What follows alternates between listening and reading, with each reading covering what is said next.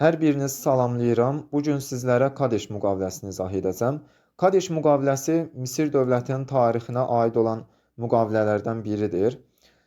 Bu müqavilə 2-ci Ramzesin dövründə imzalanıbdır. Firon 2-ci Ramzesə aiddir. 2-ci Ramzes nə edir? 2-ci Ramzes işğalçılıq siyasətlərinə başlayır və bu işğalçılıq siyasətinə başlayanda həmin dövrdə Anadoluda Het dövləti var idi və Misir dövləti artıq bu Het dövləti ilə qarşı-qarşıya gəlir və Misir və Het dövləti arasında münaqişə başlayır. Və bu münaqişə Suriya uğrunda idi. Suriya. Və bu münaqişədə heç bir dövlət qələbə qazana bilmir. Münaqişə nəticəsiz qalır və Misir və Het dövlətləri arasında eradan əvvəl 1286-cı ildə Kadeş müqaviləsi imzalanır. Kadeş müqaviləsi tarixdə imzalanan ilk yazılı müqavilədir.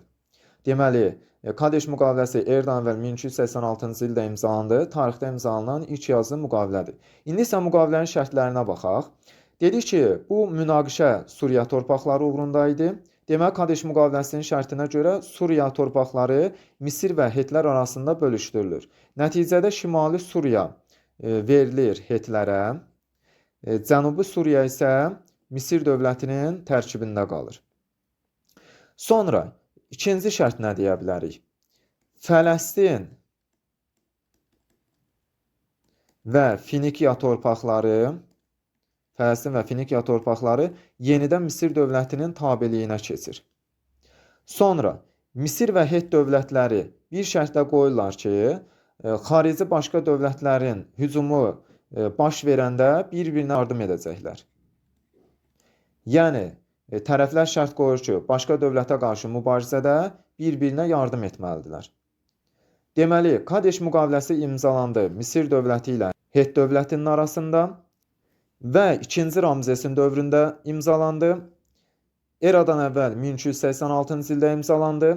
Hansı torpaqlar bölüşdürüldü? Suriya torpaqları bölüşdürüldü. Şimali Suriya Hetlərə, Cənubi Suriya isə Misirə verildi. Fələstin və Finikiya torpaqları Misir dövlətinin tabeliyinə keçdi və tərəflər bir-birinə yardım etmək şərti qoydular. İndi isə Kadeş müqaviləsinin Misir dövləti üçün əhəmiyyətinə baxaq. Dedik ki, Kadeş müqaviləsini imzaladı 2-ci Ramzes. Və bu müqavilənin imzalanması ilə Misir dövlətinin tarixində bir sabitlik dövrü başladı. Yəni bir sülh dövrü başladı. Və bundan istifadə edən 2-ci Ramzes ölkədə quruculuq işləri görür.